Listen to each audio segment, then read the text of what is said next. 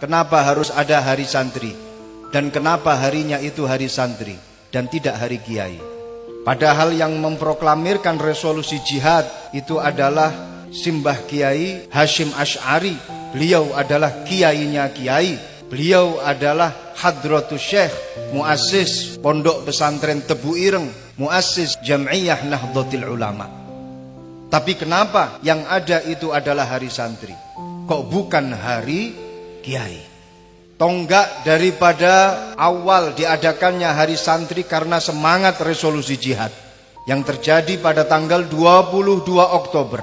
Yang semestinya harus kita peringati adalah siapa yang membangkitkan, yang menggelorakan para santri dalam mempertahankan kemerdekaan pada waktu itu. Tapi yang muncul justru namanya adalah hari santri.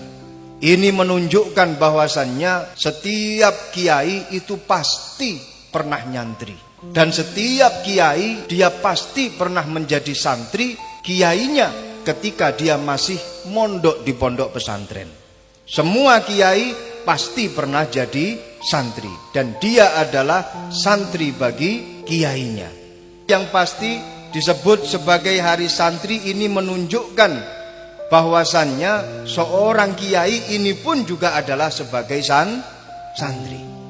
Kiai Haji Hasyim Asy'ari mondok di Pondok Pesantren Bangkalan, asuhan daripada Kiai Khalil Bangkalan. Bertahun-tahun beliau mondok di sana.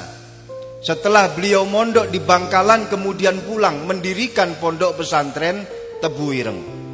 Setelah beliau mendirikan Pondok Pesantren Tebu Ireng, Kiai Khalil Bangkalan kemudian ikut ke Tebu Ireng dan mengaji di depan Mbah Kiai Hasyim Asy'ari. Sempat kaget Kiai Hasyim Asy'ari, "Kiai, panjenengan adalah guru saya. Kenapa saat ini panjenengan justru mengaji kepada saya?" Dijawab oleh Kiai Khalil Bangkalan, "Sing biyen ya wis biyen. Yang dulu ya sudah berlalu. Kamu dulu mondok di tempat saya. Saat ini aku ingin belajar kepada kamu.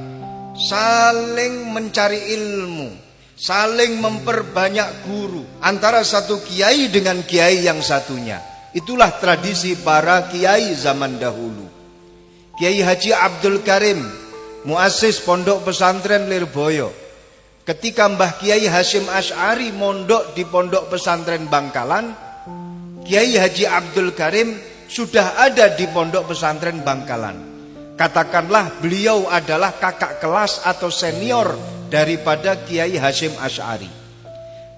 Kiai Hasyim Asy'ari setelah mondok kemudian pulang ke Tebu Ireng, mendirikan Pondok Pesantren Tebu Ireng.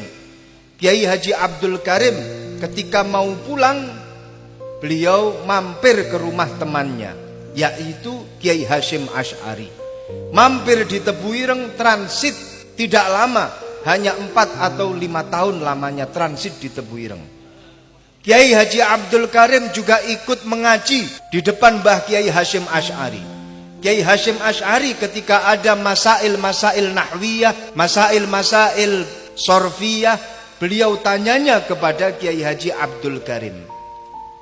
Ini adalah satu tradisi ulama kita zaman dahulu, yaitu memperbanyak guru, memperbanyak sanad. Tidak ada rasa gengsi, tidak ada rasa takabur di dalam hatinya ketika berbicara masalah ilmu. Bagaimana kita saksikan Kiai Khalil Bangkalan ngaji ke Tebu Ireng. Bagaimana kita saksikan Kiai Hasyim Asy'ari ngaji ke Mbah Khalil Bangkalan. Bagaimana kita saksikan Kiai Abdul Karim ngaji ke Mbah Hasyim Asy'ari. Dan juga tidak gengsi ketika Mbah Hasyim Asy'ari bertanya tentang masalah-masalah nahwu dan sorob kepada Kiai Haji Abdul Karim. Ini adalah satu contoh yang harus kita terapkan yang saat ini sudah pudar dalam tradisi Nahdlatul Ulama. Mondok baru 6 tahun sudah ngaku sebagai kiai yang paling hebat. Lebih-lebih belum tahu mondok sama sekali, tiba-tiba membangun pondok pesantren.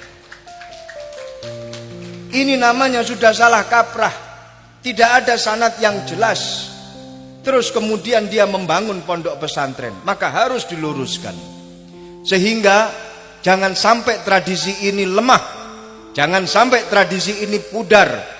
Ayo kita semangati para santri-santri untuk selalu mengaji dan memperbanyak ilmu. Karena yang namanya Nahdlatul Ulama itu berdiri di atas tradisi. Nahdlatul Ulama berdiri di atas budayanya. Bagaimana tahlil, maulidan, manakiban, dan lain sebagainya, itu adalah warisan para leluhur. Itu adalah satu adat yang turun-temurun dari kakek dan sampai ke atas. Walaupun toh terkadang kita tidak tahu dalilnya tahlilan, kita tidak tahu dalilnya maulidan, kita tidak tahu dalilnya manakiban. Jawaban yang paling ringkas, ikut sama para guru-guru, itu sudah cukup.